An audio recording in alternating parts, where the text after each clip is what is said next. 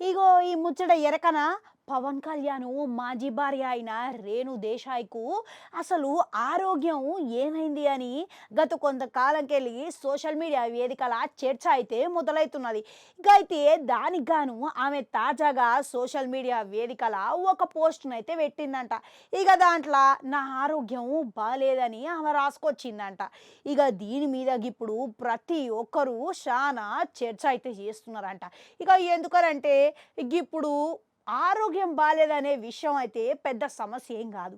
ఎందుకనంటే అసలుకే ఇప్పుడు వైరల్ జ్వరాల కాలం వస్తున్నది గినక ఇక రేణుదేశాయ్కి ఇట్లా వైరల్ జ్వరం వచ్చింది అవకాశం అయితే ఉన్నది అని అనుకోవచ్చు. కానీ అసలు విషయం అది కాదంట. ఈమెకి అంతకంటే పెద్ద ఆరోగ్య సమస్యనే ఉన్నదంట. కదే ఈమెకి పుట్టుకతోనే గుండె జబ్బుతోని పుట్టిందంట. కనుక ఈమె నాయనమ్మ గిట్లా 47 సంవత్సరాలకే గుండె సబ్బుతోని చచ్చిపోయిందంట. ఇక ఆ తర్వాత తండ్రి గిట్లా చాలా తక్కువ వయసులోనే గుండె జబ్బుతోని మరణించిండంట. మళ్ళగిప్పుడు అదే జబ్బు ఈమెని ఇట్లా ఎంటాడుతున్నదని బయటపడ్డదంట. ఇక అదే ఎప్పటికప్పుడు ఈమె ఆసుపత్రికి పోయి గుండె ఏగం పెరగకుండా మందులైతే వాడుతూ ఉంటుందంట. కనుక ఈ విషయం ఇప్పుడు ఈమెకి బాలేదు అని చెప్పడంతో అభిమానులంతా ఆందోళన వ్యక్తం చేస్తున్నారంట. ఇక ఈమె గిట్లా ఎప్పుడు సోషల్ మీడియా వేదికల మస్తుగా హుషారుగా ఉంటుంది. ఇక అన్ని సమస్యల పట్ల ఈమె మంచి బాధ్యతతోని మంచిగా మెలుగుతూ ఉంటుంది, స్పందిస్తూ ఉంటుంది.